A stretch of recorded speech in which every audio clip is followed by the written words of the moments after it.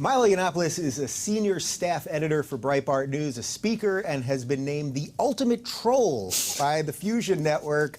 Milo Yiannopoulos, welcome back to the show. Thank you so much for having me. Am I the first person to come back? You are the second, well, maybe the third or the fourth. I know you want to be first at everything. I generally am. In fact, it's better than that. I'm normally way ahead of my time. In fact, I'm normally so early at everything that people think I'm crazy until 6 months later.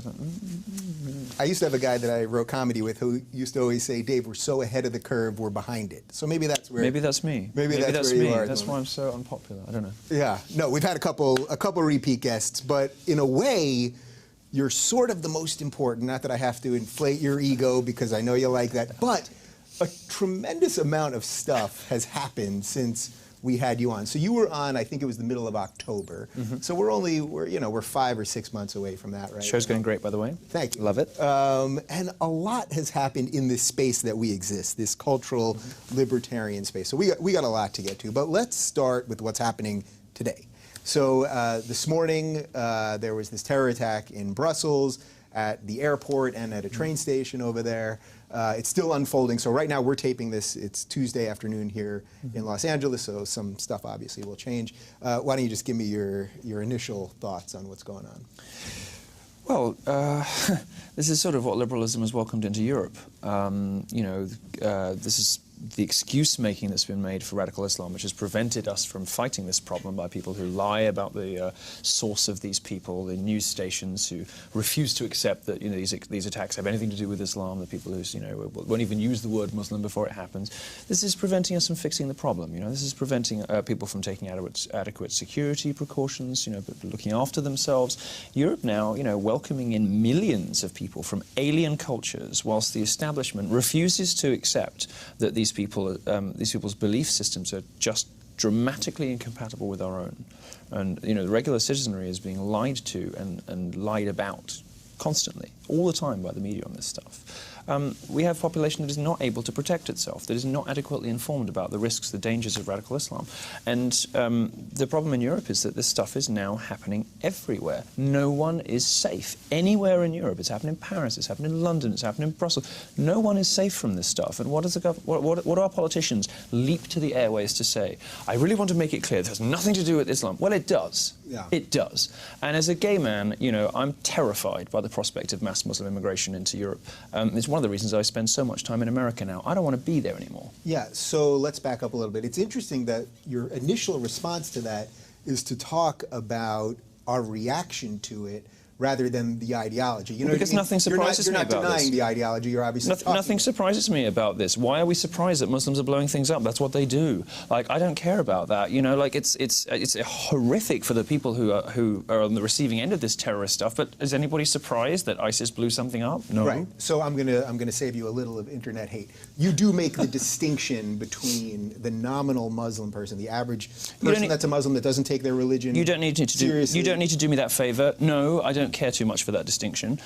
It is not extremists, it's not radical Islamists, it's not the people the security services are worried about that, that are the problem. It is the silent majority of Muslims who do nothing in this situation, have no peace movement, no resistance to their own extreme elements, just like the progressive left in the West.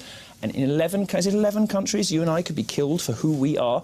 That's not ISIS, that is mainstream Muslim culture. And we are importing that stuff into Europe by, in millions. No, I don't make a meaningful distinction between these things because I don't care. I don't see any reason to import these cultures into liberal Western democracies. I see no reason to do it whatsoever. And as Bridget Gabriel once very brilliantly said, in any case, the peaceful majority are irrelevant. It is not the peaceful majority that blow up buildings. It is the extremists. And right now in the world, all of this stuff is coming from one culture and one religion, and I don't want it here. So what do we do about that then?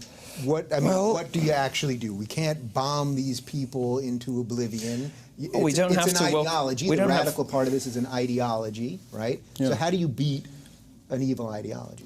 We don't have to welcome 1.4 million of them into Germany. We don't have to lie to people about what Islam is and what Muslims believe, which the press and our politicians do all the time. We don't have to intervene in their countries where it's not necessary, where we don't need to. And I was supported the Iraq War, but some of the other things we do in the Middle East are not necessary, and just drum up this this Western hatred.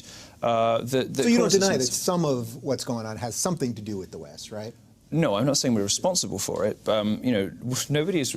Well, I'm not parsing out blame, but you say you do see some connection, right? Well, you would be an idiot to deny it. Yeah. You know, there are. You know, we have been. I'm dealing with a lot of idiots here on the left. So. There are a lot of. Yes, you are dealing with a lot of idiots on the left. Most of them. Yeah. It's the only reason I do your show. You're one of the very few liberals with a brain. Yeah. Yeah, I mean, there are a lot. I'm starting to not think that's a compliment. A lot of people say that to me, and I'm starting to think maybe that's. Well, it's not a. I mean, is it a compliment? I don't know. I mean, it puts you up to average. Is that a compliment? I have no idea. I have no idea. I mean, look, the problem is not just radical Islam.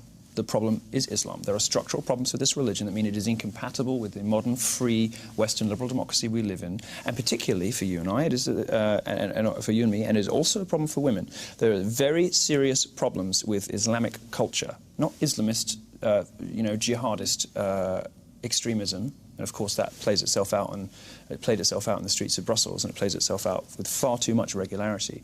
But with Islam, there is a problem, and nobody wants to talk about it. And what you tried to do earlier to save me from myself, I don't want it, because now I respect that. I don't want it, because I've got to the point where I'm thinking, look, the West that Islam hates so much is what has given us gay rights. It has provided, you know, for women. It's given women the vote. It has ended slavery, which is, you know, not the case everywhere in the world. It has given gay people and women all of the rights we now enjoy. There is effective blanket equality in the West for all of these people. Yeah, and every other minority, too. Exactly. Importing Muslims is going to turn the clock back. And this is what you talk about when you coin and popularize this phrase, regressive left, which came from this show, right? But you don't go far enough. What does a regressive left mean? It means it's going to take us backwards into an era of hatred and bigotry. Well, the left seems to want to import Muslims by their millions into all of our countries. That's a regressive consequence, and it's not just terrorism. So what do you think is going on with these people? I know many of these people very well. I've worked with a lot of these people. Why do you hang out with these losers? I don't anymore. Weird, I don't sickos. anymore, but this ideology... Judge a man by his friends, you know. Yeah. But this ideology, I mean, even this morning on Twitter, as I was scrolling through all the craziness that every time there's a terror attack, you know, you get every, you know, avenue of craziness. I saw someone, a girl, 20-something-year-old girl in Belgium, she actually tweeted that the hashtag Stop Islam, the hashtag itself, she said that's worse than what actually happened. I mean, I'm not kidding. I mean, no, I know, but you see this every time. It got thousands. You see this every time. You see this every time. The left believes that words have power they don't have, right? They think that you can stop somebody from being homophobic by banning the word gay from the playground. They think that you can end racism by banning the N-word. They think that if you shape language and control culture, that you can stamp out bigotry. Well, that's not how it works. The point of a civilized society, the point of etiquette and the point of negotiating the world, you know, around us and negotiating with other people, is to live with one another despite our prejudices and despite our differences. Mm-hmm. The purpose of a civilized society ought to be to enable everybody to live together in harmony, which is why I hate what the gay lobby does when it bullies and ridicules Christians. Christians aren't going away, you know? Yeah. You're not going to bully Christianity out of existence. You're not going to ridicule Christianity out of existence just because BuzzFeed doesn't like people who believe in God.